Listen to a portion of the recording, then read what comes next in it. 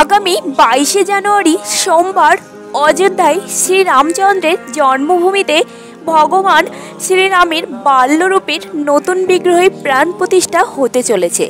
তাই এই দিনের আমন্ত্রণপত্র প্রায় আমাদের প্রত্যেকের বাড়িতে পৌঁছে গেছে এবং প্রত্যেককেই 22শে জানুয়ারি অনুষ্ঠিত অনুষ্ঠানের সাক্ষী হতে অযোধ্যায় আসতে চাই।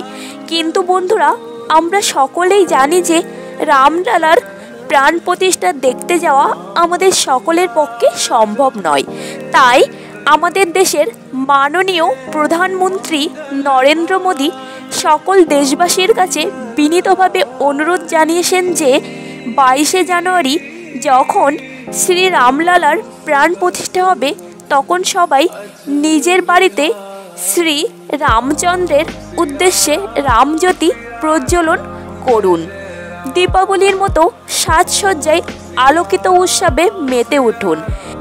এছাড়া প্রাণ প্রতিষ্ঠার দিন সকাল 11টা থেকে দুপুর 1টার মধ্যে নিজেদের গ্রাম, পাড়া, বসতির কোনো মন্দিরে আশেপাশে রাম ভক্তদের একত্রিত করে ভজন কীর্তন ও সেই মুহূর্তে উলুধ্বনি, শঙ্খ, ঘণ্টাধ্বনি, আরতি সহযোগে মিষ্টি ও অন্নকূট প্রসাদ বিতরণ করুন ও সকলে মিলে আনন্দ উপভোগ করুন। তো চলুন বন্ধুরা, এবার বলি 22শে জানুয়ারি আপনারা কিভাবে আপনাদের নিজেদের বাড়িতে শ্রী রামচন্দ্রের পূজা আরাধনা করবেন এবং কিভাবে জ্বালাবেন এই রামজ্যোতি, আর কোথায় কোথায় জ্বালাবেন এই রামজ্যোতি। তো বন্ধুরা, 22শে জানুয়ারি সোমবার যেহেতু সকাল 11টা থেকে দুপুর 1টার মধ্যে শ্রী রামলালার প্রাণ প্রতিষ্ঠা হবে, সেই জন্য আপনারাও আপনাদের বাড়িতে এই একই মুহূর্তে বা 12টার সময় শ্রী রামচন্দ্রের পূজা আরাধনা করবেন। তো সেই জন্য আপনাদের বাড়িতে ঠাকুর ঘরের যে কোনো জায়গায় একটি জলচৌকি পেতে দিন আর তার উপর হলুদ বা লাল কাপড় বিছিয়ে দিন। এছাড়া বন্ধুরা, আপনারা আপনাদের ঠাকুরের সিংহাসনেও এই পূজা পদ্ধতিটি সম্পূর্ণ করতে পারেন। এরপর ফুলের আসন বিছিয়ে শ্রী রামচন্দ্রের একটি আলেখ্য বা মূর্তি তার উপর রাখুন।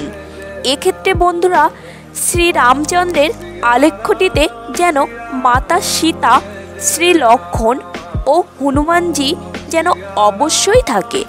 এরপর শ্রী রামচন্দ্রের আলেখ্যটি গঙ্গাজল দিয়ে ভালোভাবে মুছে নিন আর আলেখ্যটি অবশ্যই হলুদ ফুল দ্বারা আসনের উপর প্রতিষ্ঠা করতে হবে। এবার ভগবান শ্রী রামচন্দ্রের উদ্দেশ্যে রামজ্যোতি প্রজ্বলন করুন। সেই জন্য একটি বড় মাটির প্রদীপ নিন। মাটির প্রদীপের পরিবর্তে যে কোনো পরিষ্কার পিতলের প্রদীপও ব্যবহার করতে পারেন। যাতে খেয়াল রাখবেন ভগবান শ্রী রামচন্দ্রের সামনে যাতে প্রদীপটি সারা রাত প্রজ্বলিত থাকে। প্রদীপটিতে একটি সলতে দিয়ে ঘি দ্বারা পূর্ণ করতে হবে। ঘিয়ের পরিবর্তে আপনারা তিলের তেলও ব্যবহার করতে পারেন।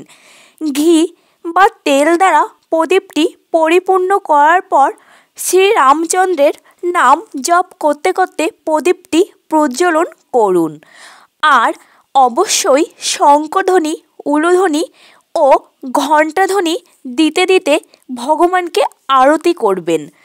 আরতি সম্পূর্ণ করার পর এই অখণ্ড জ্যোতি বা প্রদীপটি ফুল ও অখণ্ড আতপ চাল দ্বারা একটি আসন বানিয়ে তার উপর রাখবেন ও ভগবানকে ফুলের মালা ও ফুল দিয়ে সুন্দর করে সজ্জিত করবেন আর ভগবানকে ফল, মিষ্টি বা নিজের হাতে অন্নভোগ রান্না করে নিবেদন করবেন।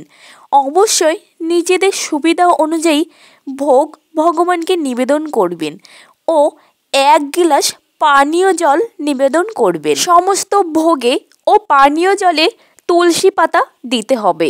ভগবান শ্রী রামচন্দ্রের ভোগ নিবেদন করার পর সেই প্রসাদ সকলের মধ্যে আনন্দের সহিত বিতরণ করবেন আর করজোড়ে ভগবানকে প্রণাম করবেন পুজোর ভুল ত্রুটি ক্ষমা প্রাপ্তি চেয়ে আর ভগবানের কাছে নিজেদের মনস্কামনা প্রার্থনা করবেন।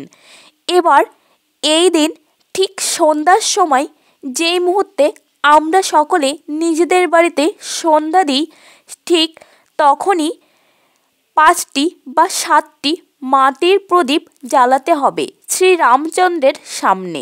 সম্ভব হলে এই প্রদীপগুলি ঘি দ্বারা প্রজ্বলিত করবেন। প্রদীপগুলি জ্বালানোর পর ভগবানের সামনে আরতি করবেন। এরপর 5টি প্রদীপের মধ্যে বা 7টি প্রদীপের মধ্যে একটি ঠাকুরের সামনে, যেখানে প্রদীপগুলি প্রজ্বলিত করেছেন সেখানে রাখবেন। একটি তুলসী মন্দিরে রাখবেন, আর একটি রাখবেন বাড়ির মুখ্য বা সদর দরজায়।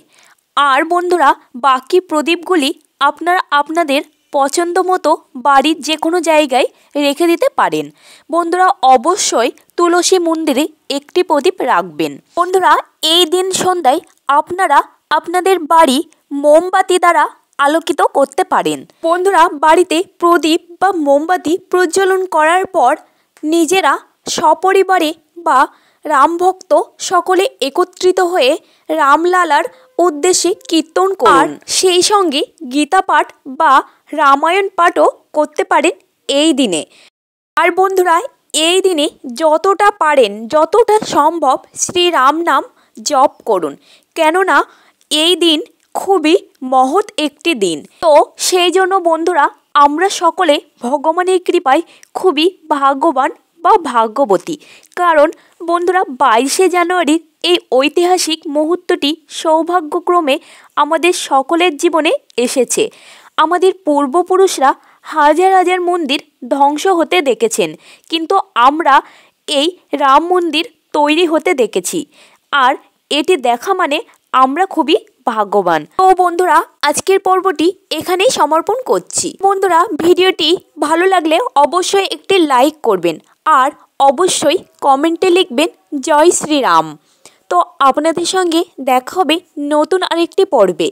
তো ততক্ষণে আপনারা সুস্থ থাকবেন, ভালো থাকবেন। আর বন্ধুরা, 22শে জানুয়ারি আপনারা সকলে আপনাদের সকলের বাড়িতে শ্রীরামচন্দ্রের পূজা আরাধনা করে আনন্দের সহিত অনুষ্ঠানে বা উৎসবে মেতে উঠবেন।